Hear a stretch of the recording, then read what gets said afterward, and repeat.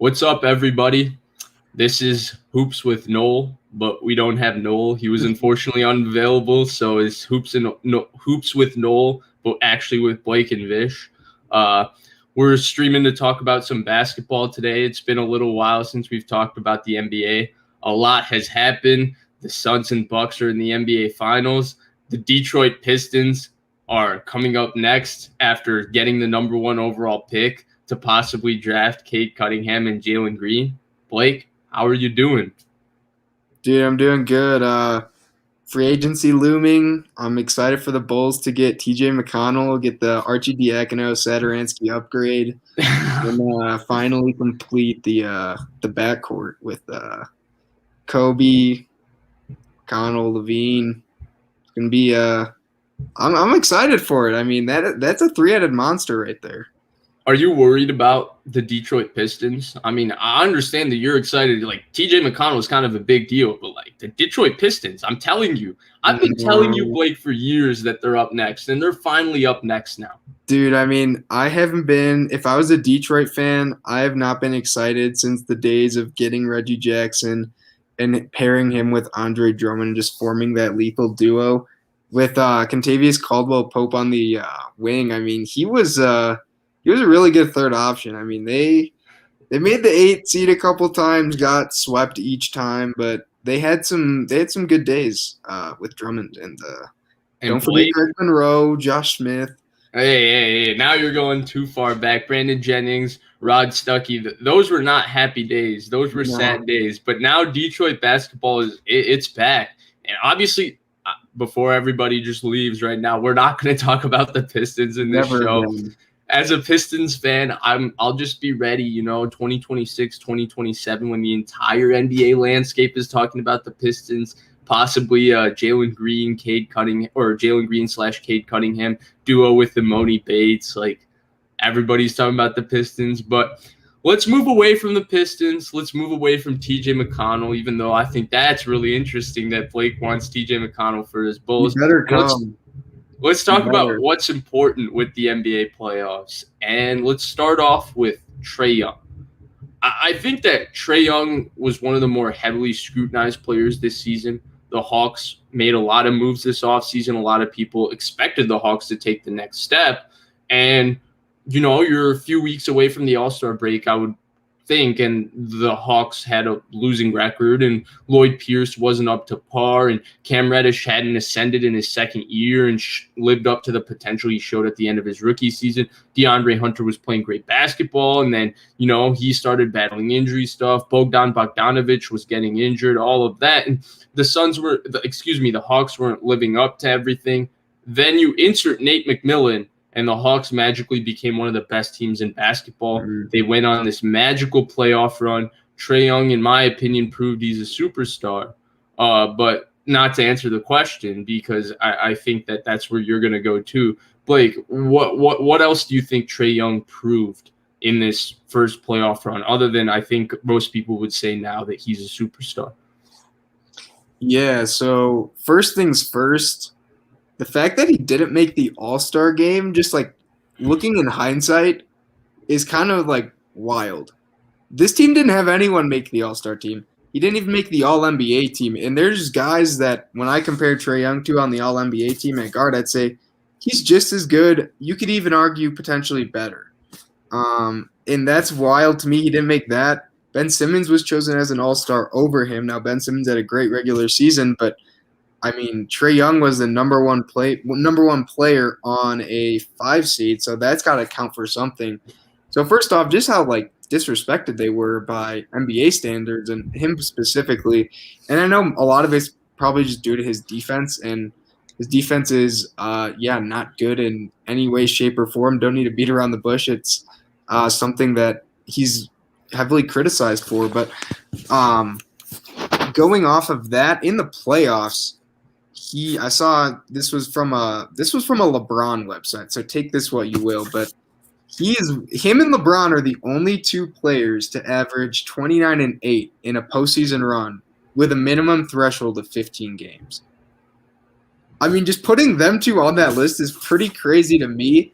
So yeah, I think overall that just shows how great of a playmaker he is, and I'd argue he's probably a top 5 playmaker and just guy that his combination of scoring and passing and assisting is top 5, and that's what I define it as. And there's definitely guys that are better than him. I'd say Luka, I would say Harden, and a few others are better, but he's right up there. And it's crazy because when you look at the body frames, his is by far the smallest. And that's one thing that's so impressive about him. But my last thought with him is things that I still want to see more of. I hate his shot selection from time. Like his 3-point shot selection is not good. Now I know he can hit like 30-footers and he can do the whole Dame and Steph thing, but it's not consistent enough to where I think he should be shooting those shots. I'm cool with him. Like he can obviously hit wide open ones, or even if it's a step up and he's contested, but the step backs from 30 plus, it seems like a wasted possession, and that's not something that you should have when you can get as much points in the paint from his floaters or from lobs to Capella and Collins with him. But yeah, I don't know if he's that superstar yet. I'd say superstar is top 10. I don't know if he's a top 10 player yet, but I think he's going to be there soon. I think he's at the very border edge of it. That's fair. That's fair. And I agree with a lot you said, especially particular the shooting. I think one of the misnomers with Trae Young, because he's a guy that hits a lot of difficult shots and he's a guy that shoots a lot of threes, is that he is this, Steph Curry type, light Dame type, lights out, 38% 3-point shooter. He really isn't. He isn't a consistent 3-point shooter. Now, I'd argue maybe sometimes he has to put up bad shots because he's played with poor spacing at times in his career. This year, I think, was the anomaly that he actually had real spacing where he didn't have to just throw up a 28-footer so that the defense has to respect that shot. And he did, to his credit, he did reduce his attempts from 3. But I'm with you. Trae Young's handle and ability and quickness and first step explosion, like nobody can stay in front of Trae Young. Nobody. Like Ben Simmons is an elite defensive player, and he did probably as good a job as you can do on Trae Young in a playoff series in terms of his efficiency and everything. Trae Young still controlled the series, and Trae Young was still able to, at the most important pivotal moments of the game, be able to get the exact shots he wanted and be able to get to the paint at will. So I'm with you. I just feel like with somebody like him, like, yeah, you can shoot 30-footers, but I don't think it has to be a shot that you have to take 2 or 3 times a game just because your handle and your ability to attack the paint and pass is so good. Now, in regards to what he proved, I'm with you on a lot of the things he proved, but I think it really comes down to one answer, and I think it's really simple and brief. He proved he's a winner. I think Trae Young's playmaking, I think most people understood it. That's why he was an all-star game starter last year. I think this year, a lot of people, and Lloyd Pierce had something to do with it, and I would say I fell into this trap as well. I saw his size, I saw his defense, I saw his turnovers, shot selection, and I said, you can't really win long-term with Trae Young as your main player just because there's specific limitations that I felt were size-based and defense-based. I was wrong. You can win with Trae Young as your main point guard because first of all, I think that Lloyd Pierce, we didn't realize how much that was hurting Trae Young. Clearly, if you looked at the green light, the confidence, that the entire team played with Nate McMillan and how smart he was with his rotations and usage of different players throughout. It was awesome. And the thing with Trae Young is he's an unbelievable passer. And I think that that's the one thing that I personally overlooked is that he makes everybody around him so much better by his passing. There's a stat. Trae Young was the most double player in the NBA this year. That's crazy to me. And the thing is, I'm actually shocked that you would double somebody like Trae Young because, yeah, you want to get the ball out of his hands. But Trae Young is such a good passer out of double teams, and he's such a good decision maker out of double teams. And the Hawks have enough decent players on their roster throughout where they can get their own shot and everything, like in a 4-on-3 situation where doubling Trae Young to me is scary because his passing is so good. But he was the most double player in the NBA. And yeah, overall, I think that the biggest thing he proved is that winner. And I think a lot of people didn't expect Trae Young to win like this in the playoffs. And show off like this, but I was wrong. I was one of those people too, and I was wrong. You can definitely win long term with Trae Young. You just need to add a bit more talent around him. And I'd even go as far to say, like, they're a team that probably overachieved. I don't think they really should have beat a 76ers team. Like, that 76ers team has more talent, undeniably more talent. You look across the board. Embiid was an MVP candidate. You could argue he's better than Trae Young and regarded better as Trae Young. That's not unfair to say. Tobias Harris as your number 2, I think if he was on the Hawks, he'd be their number 2 as well. Ben Simmons, yeah, I mean, that's kind of the catch-all, and that he's just not it in the playoffs. But overall, like, the 76ers were the number 1 seed in the East. And I feel like with NBA specifically, if you're a number 1 seed, like, between the 5 seed, there's usually a pretty, like, large difference. I thought the East was a 3-team or a 3-team conference this year with the 76ers, Bucks, and Nets. I thought the Knicks as a 4 seed were a big drop-off from, I want to say, Nets were the 3rd seed. Yes. The Nets were the 3rd. Nets were the 3rd, yes. No, the Bucks were the 3rd seed. Excuse me, the Bucks were the 3rd. Okay, yeah. I really thought there was a big drop off between those two, and the Hawks were like, okay, getting out of the first round is good. That I think you could reasonably expect that with a player of Trae Young's caliber, and maybe they did have more talent. It looks like they proved it. But I did not give them much of a chance against the Sixers, and that's why I say, okay, they overachieved with Trae Young, led by Trae Young. And here's the interesting thing too: the defenses that they played were all top 7, top 8. In the regular season. That's very, very impressive. So just wanted to put that in there. Yeah, and I think that's important because you brought up Embiid, right? I think it's fair to say Embiid was the best player in the Sixers-Hawks series. He averaged 30 and 12. He was pretty dominant. He was as dominant as Joel Embiid was in the regular season. But I think the biggest difference was Trae Young was the most valuable player in that series. Trae Young's ball handling, his playmaking, his ability to create for his teammates, his ability to make everybody around him better was really the difference in that series. And you look at the people that were guarding him in the playoffs. I mean, forget the Knicks. You go look at the Sixers series and the Bucks series especially before he got hurt. You look at the guys like Drew Holiday. PJ Tucker had a little bit time on him. Giannis took him for a little bit because of the switches on the pick and roll.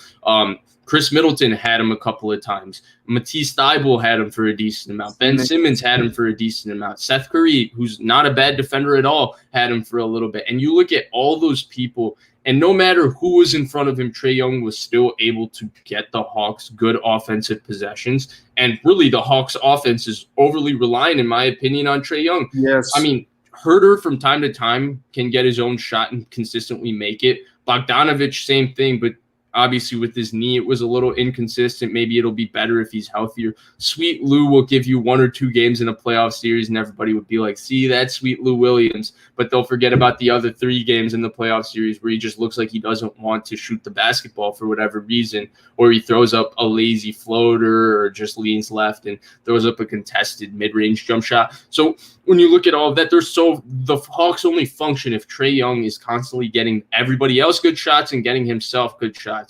And for him to do that for 3 straight playoff series, and even I thought he played really well, honestly, if you don't look at his shots for a guy that was injured in Game 6, I thought he did a good job of he just wasn't able to get his own shot and make his own shot. But I thought he did a good job of supplying good offensive possessions for his teammates. I really thought he did. He always does a good job of that because he has an insane basketball IQ.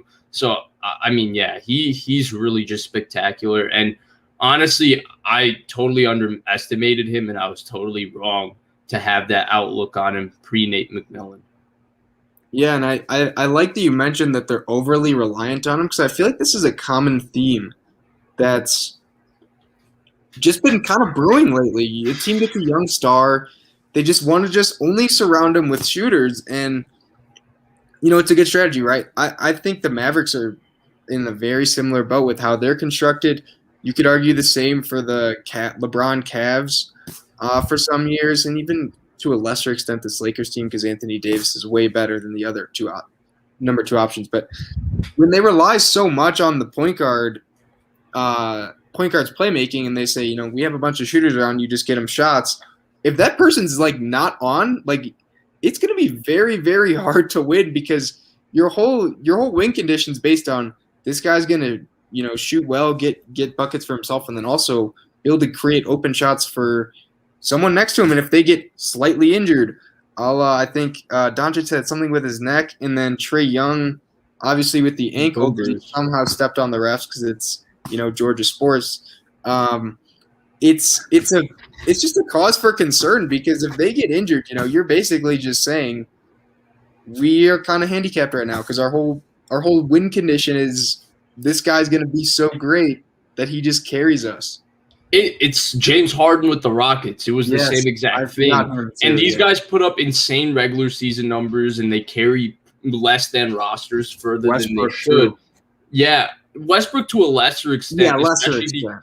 Maybe you could argue Westbrook in 2017, like the first year without KD MVP Westbrook, but then after that, his shooting got so inefficient that you can't put it on everybody else. But the one thing I think that's important is if you look at the great teams over time, especially the teams that had success, they had a lot of specialists that could do particular things. Like, sure, if you look at the Jordan Bulls, like not every player on that roster is the best player in the league, but they had the best shooter in the NBA in Steve Kerr. They had the best defensive player in the NBA in Michael Jordan or Scottie Pippen, whoever you want to pick. They had a defensive specialist / rebounder in Dennis Rodman. They had a playmaker in Scottie Pippen. Ron Harper was a defensive player who could play make as well. Tony Kukoc was a great shooter off the bench. So they had a bunch of people who could do specific things, and they would rely on them to do specific things. They didn't have one guy. Like Jordan was asked to score, but Jordan wasn't asked to score, rebound, and play make. When he was asked to do that early in his career, he ran into teams that were just better than him, and even Jordan can't overcome that. And you look at the Warriors, Draymond Green is their primary playmaker. Andre Iguodala did a lot of playmaking for them. That puts a little less pressure on Steph Curry. And, this year, you had a lot more pressure on him to score because there was no Klay, no KD, and all of that. And he obviously could get his buckets, but the fact that you put less pressure on your best player, your star and everything, because you have a guy who can play make. You have a guy who is going to handle your defense. You have a guy, who can make a few shots away from your star by himself. I think those things help so much, right? Like Luka Doncic and 4 shooters in the Western Conference every single year for the next 7 years, the Dallas Mavericks will be a top 5 or 6 seed in the Western Conference. No doubt about it. Luka Doncic will be an MVP candidate every year. But then people, when you get to the playoffs, they'll say, oh, Luka fell off or Luka's not living up to it, when the reality is that there's no respite for Luka. He's the playmaker. He has to run the entire offense. He has to create shots for everybody else while creating good shots for him. I mean, you look at Kobe, like a lot of people, like, talk about Kobe and say, Kobe took bad shots and all of that, but Kobe's role on that team was to shoot the ball. They didn't want Kobe getting 10, 12 assists. They wanted Kobe taking 25 shots a game. And, there weren't other people. It's the other way with Kobe, where there weren't really other people on that team that were going to shoot the ball. Kobe had to shoot the ball. Kobe had to take bad shots because he's more likely to make bad shots than guys on that team, on a lot of his teams, were to make half decent shots. But then they had good defensive players around him when they won. They had bigs, they had playmakers, and Derek Fisher ran their offense and stuff. So they were able to have a bunch of specialists and people that do a variety of different skill sets. So not every specific thing's on their star. Kobe was going to get 30, but everybody else was going to handle their business with everything else, and that's how they won. In LeBron, especially if you look like 2018, LeBron not only had to get 30, but he also had to get Get Korver. You're funny. He had to get 11 assists and 8 rebounds too, and that's just an impossible ask of anybody in the playoffs. And that's where I think both Doncic and Trae Young. I think Trae Young, maybe it's a little more likely to change because there are a couple people on his roster that could evolve and be that guy that you could just throw the ball to, and they can get their own shot and give Trae Young a little time off the ball. But Doncic, I don't know what they're going to do. Yeah, and if you don't have the secondary guy, you're getting bounced early. Usually early. I mean, even when James Harden was in his prime with the Rockets, they couldn't really get anywhere until Chris Paul came to town because James Harden with Dwight Howard, as good of a duo as that is, in the playoffs, like Dwight's not going to be able to play make like that, especially at that point in his career towards the end of it. In his, I guess, glory days when he was not a backup center, basically. It's really just not like you have to have two guys or two playmakers, incredibly well-rounded team. I would say two guys that can play make at an above average level, or I mean, you just can't advance. It's really that simple. I mean, they expected James Harden in 2017 to dominate with Ariza, Eric Gordon, Beverly, Ryan Anderson, Lou Williams. So I don't know what to tell you. Ryan Anderson could splash threes, though. Right, but it's the exact same thing. Maybe Lou a couple of times. Eric Gordon is your number 2 playmaker in the playoffs. Probably won't get you very far. No.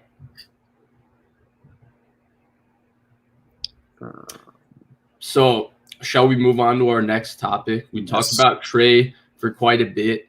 Now we want to talk about Trae's teammate, a guy that honestly we haven't talked about a lot on stream, but this is a guy that Blake and I probably text about constantly because we have another friend who's very high on this guy. I'm very high on this guy. Blake is lukewarm on this guy. I'm not like super. I haven't seen him play too much. I have seen him play and all that. I've seen him play really well. Seen him not play as well. I'm maybe not on high. I'm not as high on him as you and aforementioned person, but I still think he'll be good. I don't think he's going to be a bozo or a bum. So let's talk about this guy, and that's Cam Reddish. One of my honest to God, he's one of my favorite players in the NBA. If the Pistons traded for him tomorrow, I'd be the happiest person on earth. I've been a big Cam Reddish fan since Duke. Honestly, he was my favorite of the 3 when he was playing in Duke, which is crazy to say when Zion Williamson was on his team. And given that I'm a big fan of analytics, I like deeper level analytics when it comes to basketball, especially. And Cam Reddish is one of the most analytically inefficient players maybe in the entire NBA. He was analytically inefficient in college. He was analytically inefficient for half of his rookie season. And he was analytically inefficient for most of his regular season prior to his injury. But I'm a big Cam Reddish fan. I think he can be a star. But I want to hear your take on this, Blake, because I've never actually asked you this question. You know, we've kind of texted back and forth about, you know, Reddish. Oh, Reddish had a good game. Reddish could be this. Reddish could be that. But I've never actually heard you say what you think he could be. So the floor is yours. Do you think Cam Reddish could be a star? Star, maybe not. I mean, like, I'm not going to say it's impossible, but if I had to put money on where I think his career will go, I don't think he will end up being a star, but I think he could be one of those guys that's like a really good number 3 on a deep playoff team. I think he could be. One, he has the frame for it. I think this is one of the most important things. He has the frame. His defense, I think, is really good. A few of the Bucks games, or one of the Bucks games, the most recent one, Game 6, I thought Middleton did pretty good against him. But then there's other games where he'll play really well against Middleton, and it's a back and forth. Overall, his defense is really good, and he's super aggressive. I like that. 7'1" wingspan, 6'8", perfect frame, moves really well. Like, he's your prototypical NBA wing that turns out to be amazing, right? Offensive end. In the Game 6, obviously he's very streaky. I think that's kind of that's the term that needs to be used with him, because in the regular season, he shot 36% from the field, 26 from 3. Now, he was injured. He did didn't really play much with McMillan. But then he'll have games where he shoots 6 of 7 from 3. A lot of them being just pull up right in your face, like, I'm better than you, I'm going to make this. And it's like, that's what the stars do right there. And he did that in the most high pressure moment he's ever going to be in. That he's played in. That was very impressive. I'd say he just needs to I think his ball handling just needs to get better. And that's something that you could say for almost any wing player, because that's huge. And being able to score at all 3 levels, that you need to have a good handle of the ball and be able to drive and initiate offense that way. But I mean, he has the opportunity to be the number 2 guy in Atlanta. I think that's what's interesting. Because right now, I'd say most of the other people, the number 2 right now is Bogey. I don't think there's any other guy on the team that could really be a consistent number 2. But if his playmaking improves, like, he could be the guy. That could be him.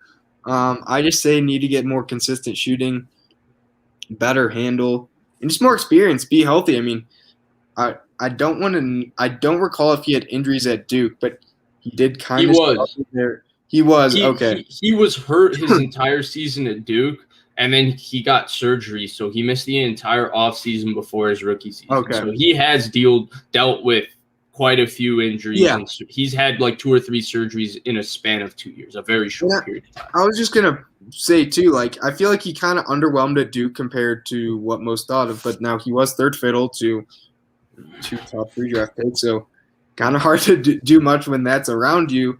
And he has had injuries his first 2 years, so I would just say consistency with him is kind of the biggest thing. I don't know if he'll be a superstar like many on Twitter have been saying, and it's a lot more than I thought, honestly. Like, there's a good amount. I'd say there's like 20% of people that if they watch a lot of Reddish, they'd say, like, this guy could be a superstar. I don't know if it's that high, but there's a lot of people. I think Reddish is the classic case of analytics versus eye test, because the analytics tell you that this is not a good basketball player. But the eye test, when you see his size, when you see the types of shots that he can make, you see his athleticism, you see his fluidity. Like, you talked about his handle. So the weird thing is I thought he didn't handle the ball well at all in Game 6. But one of the things that I was really happy about, like as a Cam Reddish stan, if you will, was that I thought his handle looked a lot tighter in Games 3 and 4 in terms of being able to get to where he wants.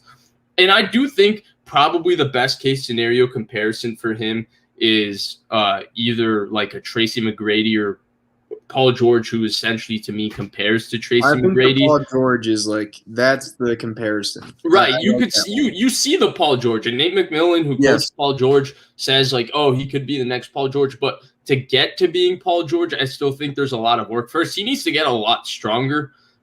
When he gets to his spots, especially in the lane, he needs to. I think he's never played through contact well, in my opinion. This goes back to him in Duke and in high school. I think he needs to get better at that.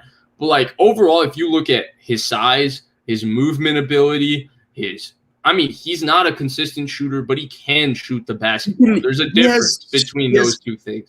He has lengths where it's like, this dude is like drilling shots, like. Yeah, like he's just the best shooter in the league. It's not just catch and shoot. It's like lefty hang dribble, pull up into 3 like I'm Kevin Durant. It's like cross and pull straight into your face like I'm Paul George. It's that type stuff where you're like, whoa, he can shoot. It's just not consistent with him. And again, the McMillan thing is really important because that's really what I'm relying on. I think that, especially because I made the mistake of maybe writing off. I mean, obviously, it's difficult to write any of these people off because they're like 21, 22, 23, but we form strong opinions on them so quickly, even though they have like 15 years left, or not 15, but 10 years left in the NBA. A whole decade, right? Yeah, right. And before we can decide who they are, but we form strong opinions. But obviously, the Trae Young, I overlooked the fact that Lloyd Pierce clearly had a negative impact on him. If you look at the confidence that Reddish played with in the playoffs, he never played that confident once with Lloyd Pierce. Honest to God, to me, it always looked like he was trying not to screw up, and he ended up screwing up. With Nate McMillan, I mean, he's pulling into whatever shot he wants. He's coming out and talking. He's getting into Chris Middleton's grill and playing defense. He's getting the crowd hyped up. Probably the most emotion, honestly, I've ever seen from Cam Reddish on a basketball court, sans the Louisville 22-point comeback when him and Zion Williamson put Duke on their back, and he was honestly the one who closed the deal by hitting the 3 to tie and then the 2 free throws to win the game, and he was hyped up then. But the reason, honestly, going back, I've kind of beaten around the bush. The reason I think he can be a star is because he has above average potential at everything. Like, when you talk about how his handle needs to get better, I 100% agree. Like, the Paul George comparison, one of the most underrated things to me about Paul George, who we'll talk about further a bit later, is his ball handling. Paul George is an elite ball handler. He's an elite ball handler in tight spaces. He's really crafty ball handler. And so that's like something, while Reddish has potential, like I would say more so than Hunter, even though Hunter's been really good in the short time in the NBA. The reason people are more bullish on Reddish is because he's just more fluid and he shows just a better ability at times to handle the ball than Hunter's ever shown. Now, it's not consistent, but it's something that he could be really good at. Same thing with his shooting. He makes shots that elite NBA players make. Well, he doesn't do it consistently at all. It's Frank, and he misses shots that, average NBA players consistently make. So can he get better at that? You would think yes, because he's got the potential to. So, like, he checks his defense, right? His defense, I mean, can he be over-aggressive? I thought he was over-aggressive, honestly, in Game 6. But then you look at how he played defense in Game 4. He was unbelievable. He gave him a huge boost off the bench in that second quarter, stealing the ball from Chris Middleton, getting a free dunk, blocking his shot. He looked really good there. And you look at his movement ability, his length, the fact that he has defended well in the NBA consistently, you can rely upon that. So overall, I think that, honestly, I think he can be a star. Now, will he ever be a superstar? I personally don't think so. I think Paul George is the perfect comparison, a guy that can sometimes tantalize you by looking like a top 5 player in the NBA, but the reality is that he's somewhere, 9 to 13 in the NBA in the grand scheme of things, because there's always that little bit missing. That little bit has always been missing with Paul George, and I think the same way it's going to be missing there with Cam Reddish. I think on all accounts, mentally, everything, Paul George is the comparison, and I think that's what you could look to as what he could become. I mean, if you think about it this way, though, I mean, if you put, say, the current Paul George on this Hawks team instead of Cam Reddish, and just they'd be in the finals.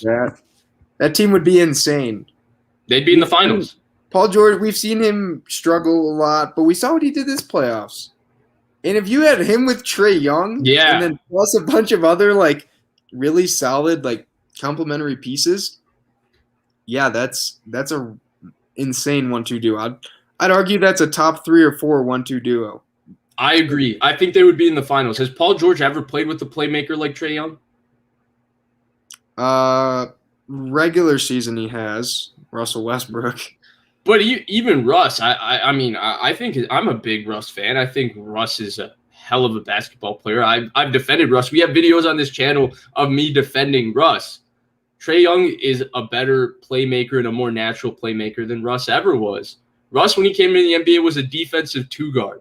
He taught himself how to play make. Trae Young walked into the NBA averaging like 28 and 11 at Oklahoma. He's just naturally this insane playmaker. Yeah. Russ wasn't, like, in all honesty, though, like, Russ's playmaking for a few of those years post KD was, like, I'd say insane. Top 5. Yeah. It was really insane, definitely. I feel like he just excels more when he's the only guy that has to play make, because, I mean, it almost didn't even matter what bad shooters they put around him.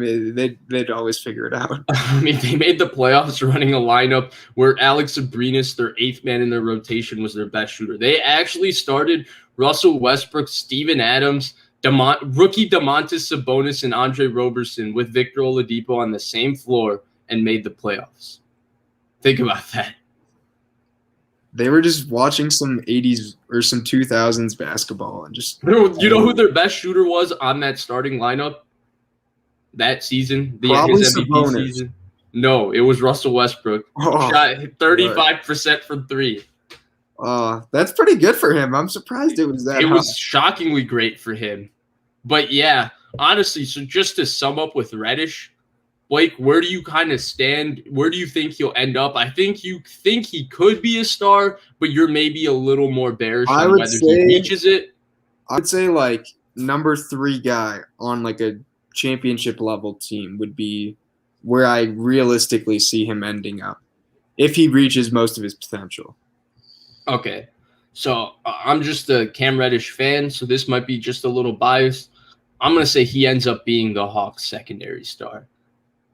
I'm going to say he has the opportunity. Guy. That's the thing. Yeah. Like, I think there is a hole there, and it's waiting to be filled, and Cam Reddish could be that guy. He really See, could. the reason I can't go as far as number one, even though if you look at Cam Reddish from just a talent perspective, every single thing he's able to do on the basketball court and say if he reaches max attributes in every single thing, he could be a number one option. The reason I can't go through that is because I think consistency is actually an attribute. I think a lot of people look at consistency as something you can improve on. I don't personally. I think some players are inherently consistent. I think some players inherently aren't consistent. It's just like jumping high, shooting, all those things are inherent traits. Like you can work on it, but you're gifted maybe a little bit more. And to me, Reddish is just not gifted with consistency, unfortunately.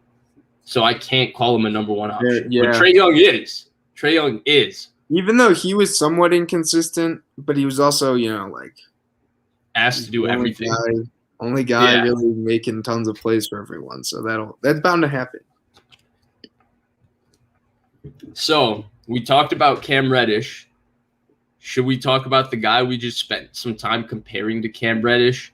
Yeah. Let's talk about playoff P, Paul George. I mean, this is a guy that to me has gone through a lot of scrutiny over the last 3 years in the playoffs. I think it's actually honestly self-inflicted. I think the playoff P nickname combined with the 2 for 16 in the Game 6 loss against Joe Ingles, rookie Donovan Mitchell and the Utah Jazz, that hurt him. Then I think the next year I thought he actually played very well against the Blazers in the playoffs. For a guy playing with 2 bad shoulders that both needed surgery in the offseason, I thought he played great in the playoffs. But guess what he did after they lost in 5?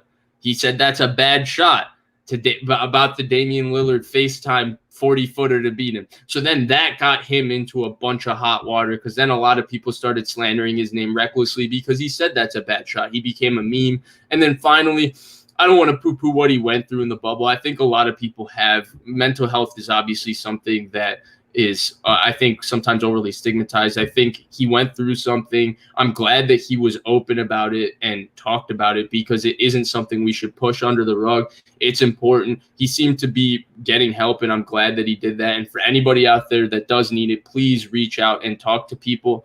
But I personally do not put the bubble that much on him, but I think the combination of it's a bad shot and then playoff P after Joe Ingles and then him playing poorly, even though he was going through stuff in the bubble, I think he became this absolute meme.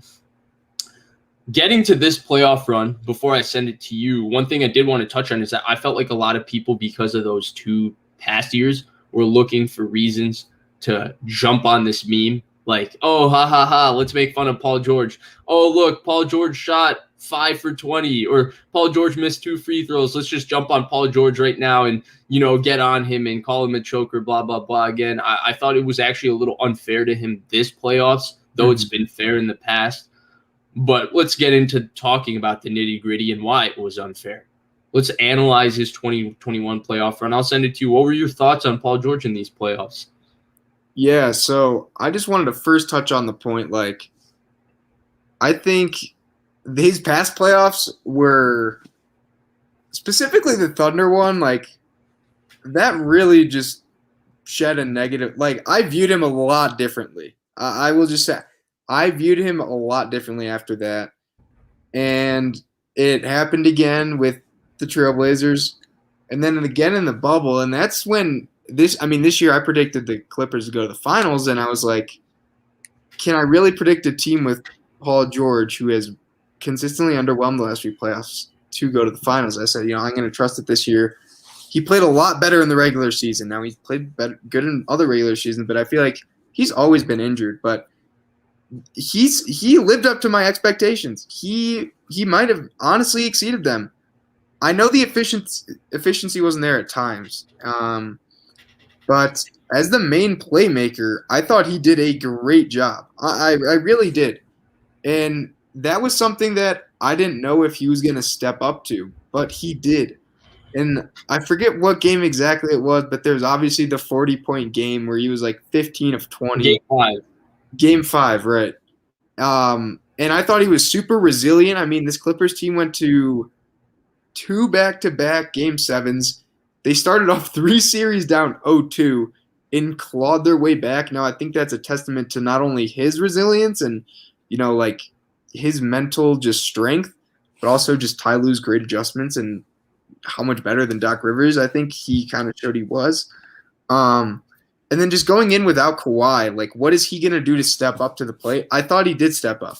There was a few games where he shot abysmally.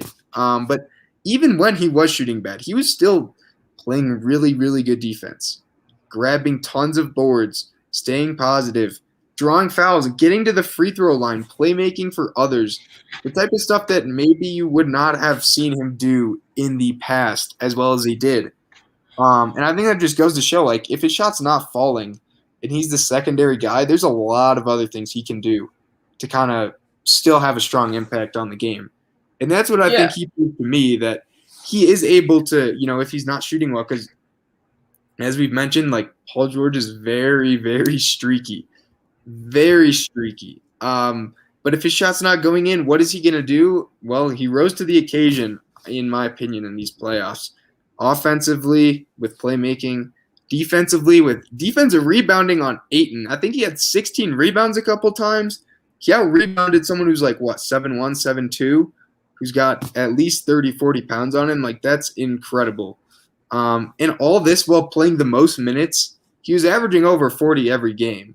And he played the most minutes by a considerable amount this playoff. So I thought this overall playoffs proved a lot to me as Paul George. And, I mean, if the Clippers run it back, I think they have as good a chance as really anyone, maybe besides the Nets, if they're fully healthy.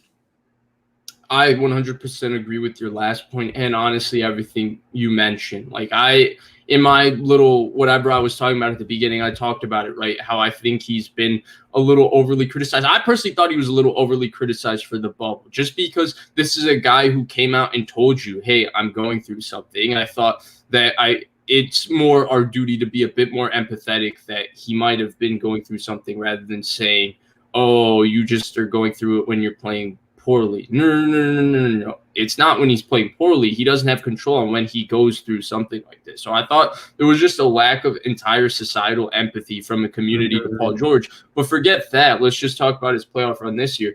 The one thing he showed is in the past when Paul George has shot poorly, he struggled to impact the basketball game from other aspects. You talked about the rebounding, the assisting. He still found a way to score 20 points plus in 19 straight playoff games, every single game of this playoffs. How did he do that? He stayed aggressive, constantly getting himself to the free throw line. This is the strongest Paul George, to me, has ever played in terms of getting himself into the lane, seeking contact, finding contact, and getting himself to the free throw line. Part of the reason, to me, Paul George has had abysmal shooting performances in the playoffs in the past is that he settles too much. Yeah. He settles for his jump shot way too much. But he stayed constantly aggressive. And then the bad shooting, to me, it's a little twofold, right? Because you can have a game 4 where he shoots 5 for 20 because he's forced to take a lot of bad shots because outside of Reggie Jackson and Marcus Morris, who was going through his knee problem at the time, games 5 and 6, he looked like Marcus Morris, but games 1 through 4 in this series, Marcus Morris was hurt. And you look at the Clippers didn't really have another guy who could get their own shot. So Paul George was forced to take a lot of bad shots. Mm-hmm. So then you say, oh, Paul George is shooting horribly. But then you look at the first half of game 5 when Jeff Van Gundy and Mark Jackson are constantly overanalyzing the fact that Paul George isn't aggressive enough. Well, he's not forcing the same bad shots that he forced in game 4. So now he shoots 15 for 20, but you're in the second half when he finally finds his rhythm, but you're saying he's not aggressive enough because he's not forcing the shots that he was forcing and missing when he shot them out of the game in game 4. So it's a little bit twofold to me. And I thought this playoff run proved that he's one of the better all-around players in the entire NBA. You talked about his rebounding. I thought his passing was terrific all season. Yeah. He was essentially their point guard most of the season. I mean, Reggie Jackson plays the point guard position for them, but Reggie Jackson is really kind of a 2-guard. He's kind of a combo guard scorer for them. Paul George is who runs their offense. They run their offense through Paul George. This, to me, was kind of a version of, I'm not comparing him to LeBron, but I'm saying that what he showed, especially that 6-game stretch without Kawhi, to me, was a little bit LeBron, like kind of like what LeBron has had to do. Yes, a watered-down version of what LeBron has done in terms of being able to be the primary rebounder, primary guy to assist the basketball, primary scorer, 40-plus minutes a night, have to defend everything and be that guy. I thought he did that. And obviously the efficiency goes down. Like LeBron in 2015, his efficiency was terrible. Now, he took a poor roster without Kevin Love and Kyrie to the finals, but he was not playing teams as good as Utah. That Bulls team was not as good as Utah. He was not playing any team as good as the Suns in the East, and he took them to the finals. I'm not saying Paul George would achieve the same thing. Paul George isn't in the same conversation as LeBron. I think in terms of what they did, though, and the type of things they were asked to do, it is similar. Obviously, Ty Lue, you touched on him. His adjustments were fantastic. He's a phenomenal coach. But I think the bottom line is that I thought Paul George had a great playoffs, and it's nice to see because he's had, to me, 2 out of the last 3 years bad playoffs. And then he had a bad moment in the 2018 playoffs where he compounded it by saying a very dumb thing, by saying the Dame Lillard shot was a bad shot after Dame Lillard FaceTimed him from 40 feet. I mean, in all honesty, like, it was a bad shot. If you would have told someone before the game that someone's going to take a 40-foot shot to win the game, yeah, and you would have said, would you like your team to shoot that shot? You would have said no, and you would have not even thought about it. I think so too.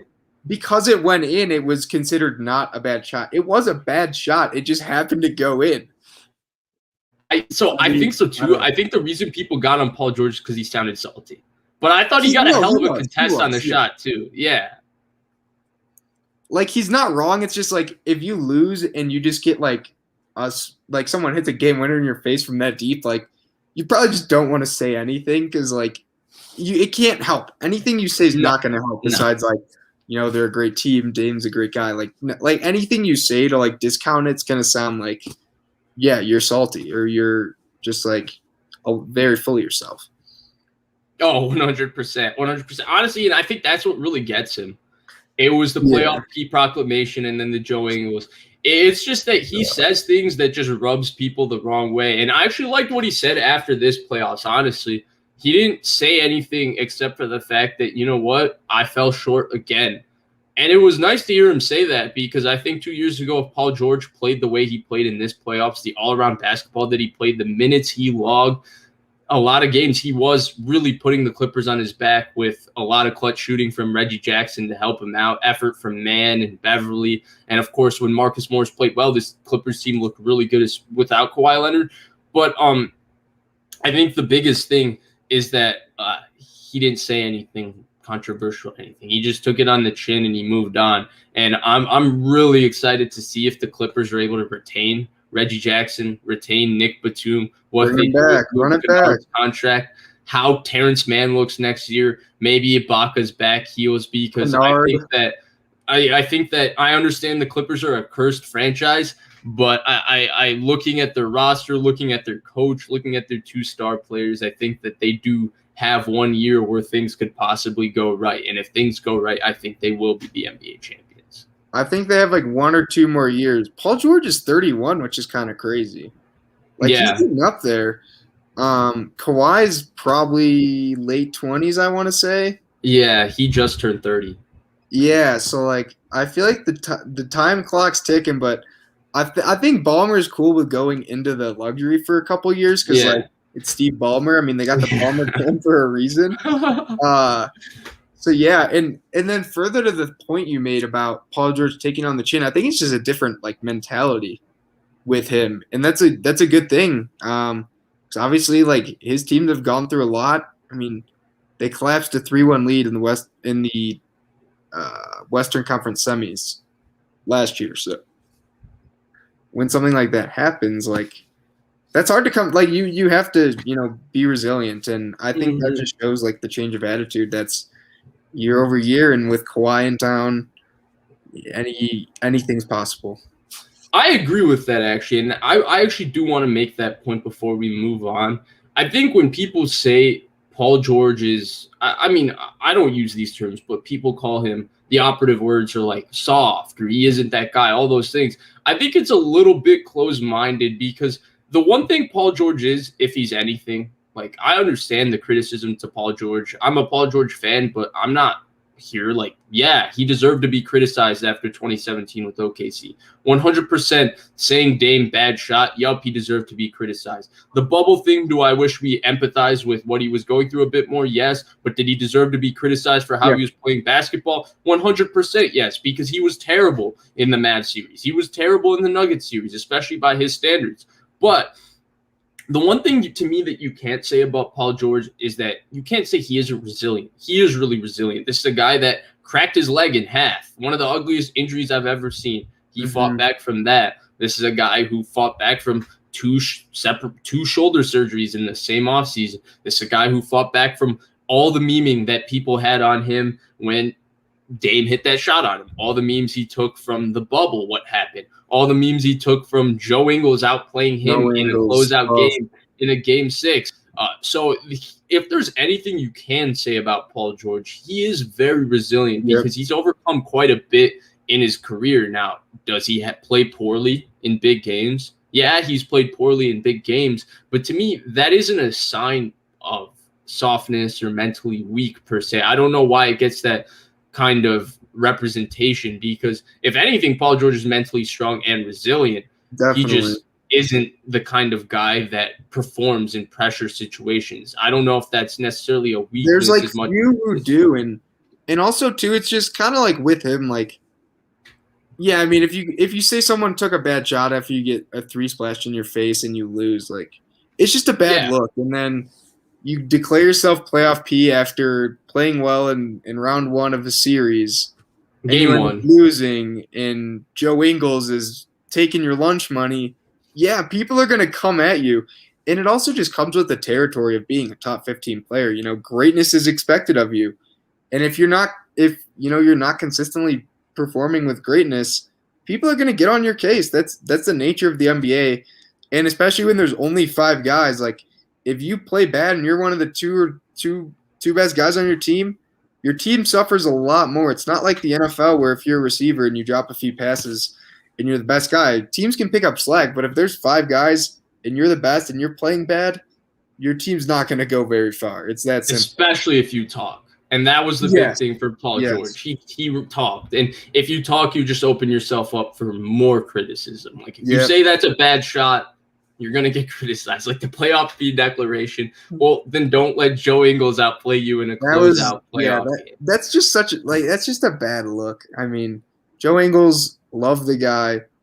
He looks like he's a middle-aged accountant. Like, he just doesn't look like – if he wasn't 6'8", like, he just doesn't look like some guy who's going to be besting a top 15 player. And it's no disrespect to Joe Ingles because he played great, but, like, if you talk a big game and then like Joe Ingles like giving you buckets, Joe Ingles is a hell of a basketball player. He shouldn't be outplaying Paul George in any playoff series on any basketball court. It's like LeBron, not 1, not 2, not 3, not 4, not 5, not 6. Well, if Jason Terry plays as well as you in an NBA Finals, if JJ Barea is shown at times outplaying you at certain specific moments in a playoff series, because you said not 1, not 2, not 3, not 4, not 5, not 6, you're going to have to eat that L all the way through until you beat the Thunder. And honestly, to me, he took that criticism. The time that LeBron really got appreciated and people gave him that credit was when he came through in that game 7 against Miami. With Miami against the Spurs, and with 28 seconds left, hit that clutch 18-footer, which to me is still the clutchest shot of LeBron's career to seal the series in Game 7. Definitely, but yeah. Not to get too off topic, but I think that'll wrap up Paul George. So overall, I think we're both pretty impressed. I would say he exceeded my expectations considering what he's done in the past. And I kind of root for the Clippers a little bit, so I'm excited to see what they do next season. If they can run it back, bring Kawhi, get Paul George, get some of their insanely good role players. Like Nick Batum, like that guy's insane. Yeah, Jeff Van Gundy loves Nick Batum. I love Nick Batum as well. I mean, he kind of, tough what happened with him on the Hornets, but bring back Nick Batum and just run it back. They have a good team. Me too. And I'm hoping that Paul George gets a W, honestly, because I have this weird thing where when I feel like too many people are like just trashing a guy for, I think, maybe an overblown reason and stuff, I become a fan of that guy. So I've always liked Paul George since his Pacer days and all of that. But then I became a big Paul George fan this year because I felt like people were getting on him and it was becoming too much. Like, there's a reason that I might be the only person in Chicago that's a 49ers fan that thinks that Daniel Jones has a future, just because I'm still go back to I became a Daniel Jones fan the moment in the draft when everybody just trashed Daniel Jones for being the draft pick and said, this is like, he should never been the draft pick. This is wrong. He got drafted because he knows the Mannings, blah, blah, blah. When he's actually a way better quarterback than Dwayne Haskins. Nobody will say that. But, yeah, so for that reason, I'm with you. I'm also going to be cheering for the Clippers. Obviously, my Pistons come first, but here and there, just hoping Paul George, can get that elusive title and kind of shut people's mouths. Give Nick Batum and Reggie Jackson a ring. They deserve it. Yeah, they're breeding former Pistons. Marcus Morris, Reggie Jackson, Luke Kennard. Pistons are the best developmental team in the NBA. They put these guys on the map. The Clippers are the Pistons West. That's facts. Of course you want to be the Pistons. Come on. Just the city of LA in general. Kentavious Caldwell-Pope, Drummond. They go from one great city to the next. So you can't True. They're living a life of luxury. You're preaching right now. You're preaching. Yeah. But let's get to our final topic, and let's talk about another guy who's probably going through more criticism on us. Actually, no, he's probably going through similar criticism to Paul George should be more over the last few years for the playoffs. I agree it should be more. But let's talk about Ben Simmons. So you're the one who pointed out this to me. I think it was proposed as a possible trade. It was reported. And apparently the 76ers turned it down. The 76ers turned down this trade, and we're going to analyze whether they should have turned it down or whether they shouldn't have. Allegedly, the 76ers had a trade on the table where the Pacers offered Malcolm Brogdon and a pick for Ben Simmons. First round pick. And a first-round pick for Ben Simmons. So let's get into analyzing this, because I know you have a lot to say about this, so I'll give you the floor and hear what you have to say. Should the Sixers have made this deal? Listen, I know Ben Simmons was the number one pick. I know some touted him as the next guy in the league because, in college and high school, he lived up to the athletic profile. It was all there. He hasn't shown it. I think in the playoffs, the person we mentioned another person earlier he was on this before I was, before Vish was. Ben Simmons playoff, he in the half court, he struggles tremendously. And the playoffs is all about half court basketball, of course. Game slows down a little bit. You need to control. And Ben Simmons cannot be that guy. He cannot be the number 2. I would say you can't really have him as the number 3. And he certainly cannot work with Joel Embiid. And I think that's the main point that needs to be driven home. Some people could argue Ben Simmons in a vacuum is a better player than Malcolm Brogdon. I would say there is an argument to be made there. He's made more All-Stars. He's first-team All-NBA defense. But Malcolm Brogdon I think he's solid. I like him a lot. I think he could be the third guy on a team. Pretty good playmaking, really efficient scorer, can get his own shot, solid defense. He's just not glamorous. Like, no one would – if you had, like, a top 5 pick and you got Malcolm Brogdon and he turned out to be this good – it'd be like, oh, like we got Malcolm Brogdon when he's just like not like the most interesting of names. And I think that's his problem. Because I think Brogdon plus Embiid is better than Simmons plus Embiid. Especially in the playoffs when Brogdon is a net positive. Because at this point, like, I think Embiid said this. He said, I knew we lost when we passed up a wide open dunk. And he was specifically referring to the play when Ben Simmons literally passed up a wide open dunk, passed it to someone. Thibault, yeah. He passed it to Thibault to make a contested layup over Capella. Yes. Yeah, like Ben Simmons' offense is just not it. And I'll say this too. I think individual defense in the playoffs is heavily, heavily overrated. Ben Simmons, I thought, should have been Defense Player of the Year. Gobert won it. He was a finalist. Trae Young still performed well. And guess what? They could just set screens over and over and just get him off and get him switched. So what really does his defensive impact have? Because it doesn't mitigate playing 4-on-5 on offense. It just doesn't. And you think of the fact that a lot of Ben Simmons' points come from the fast break and come from transition. And again, in the playoffs, there is less of that. There's more controlled pace, less possessions. Hopefully, There's more better take shot. fouls. Stop fast breaks by taking fouls. Jeff Van Gundy's least favorite rule. Yes, exactly. And so I guess my long out answer is the 76ers cannot win with Ben Simmons in the playoffs. And you may say he's better than Brogdon, but Brogdon gives them a better chance. And I think they would have beat the Hawks with Brogdon. I really do.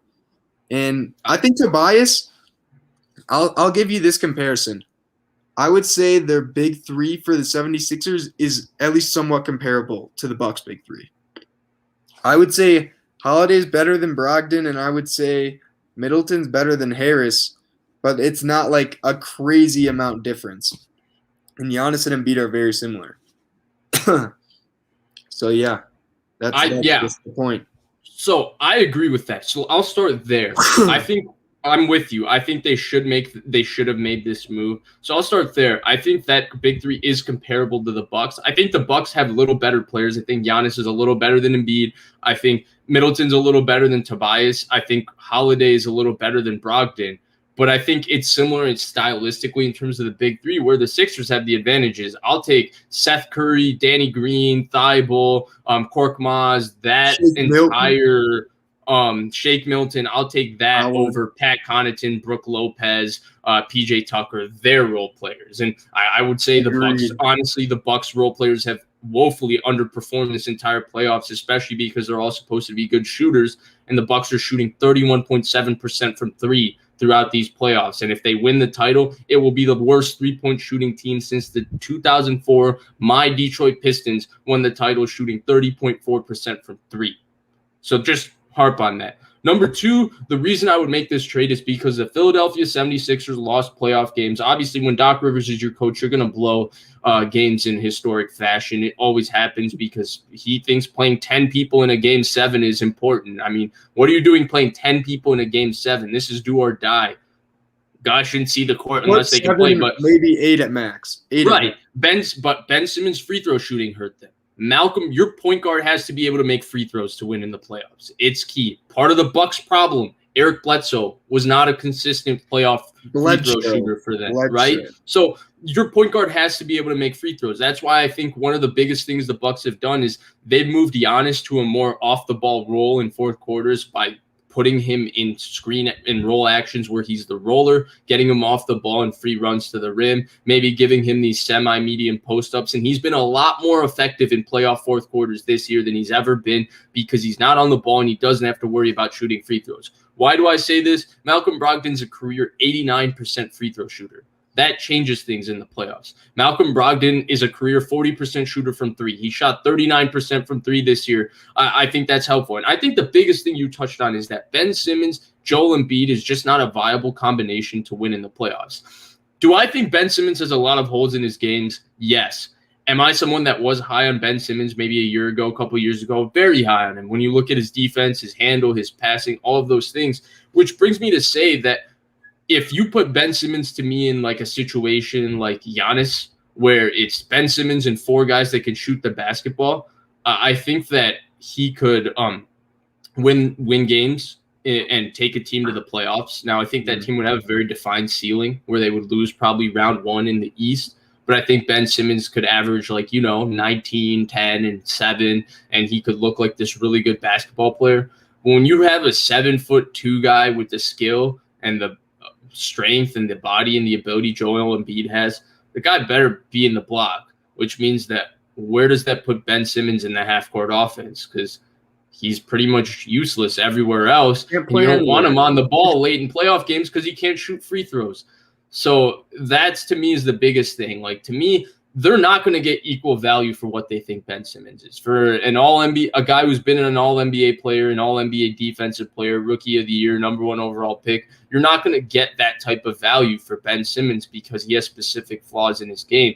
But you're going to have to just, to me, rip off the Band-Aid of not getting equal value and just look for fit around Joel Embiid. And Malcolm Brogdon is the perfect fit. Malcolm Brogdon, Seth Curry. To me, outside of Steph and Clay, can you name a better shooting backcourt in the NBA? I'd have to look at a list, but if the Bulls got McConnell or Lonzo Ball, come on. But no, in all seriousness, I mean, I would say it's solid. I wouldn't say it's like a top 3, though. I mean, I'd have to look at a list. But what about just pure shooting? Pure shooting. Oh, pure shooting. Yeah, I mean. Yeah, outside of Steph and Clay, can you? Yeah, pure shooting. Like, both those guys can light it up, and that's, I think, the point that needs to be made. I'm kind of tired of seeing Ben Simmons on the block and Embiid just taking threes. Like, there should be no world where that's happening. He should be in, at worst, like the medium to high post and just drawing fouls because he can do that so well. Agreed. And that to me is the bottom line. Like, and it goes. You made this point too, and I'm going to restate it because it's the most important thing. You're not getting equal value for Ben Simmons. For an All-NBA player, multiple All-NBA defensive player of the year finalist, rookie of the year, you're not going to get number 1 overall pick. You're not getting equal value.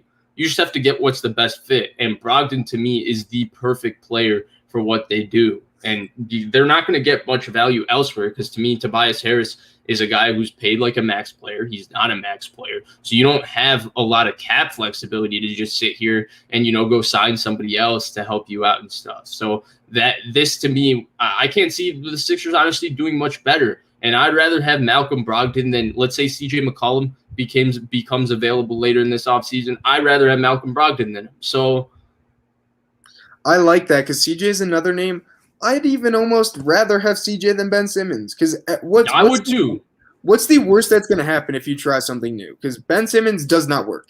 I think that's the bottom line. He cannot be not there with Joel Embiid. And I think another thing to state too. You said not getting equal value, and I was going to maybe throw out there like maybe the 76ers just threw this trade out there to like try to prop up Simmons' value because. If I'm the Sixers, like, I wouldn't mind taking this. And I know Daryl Morey said in an interview, like, we're not going to try to go through anything fast. They have all offseason. They don't need to make any rash decisions.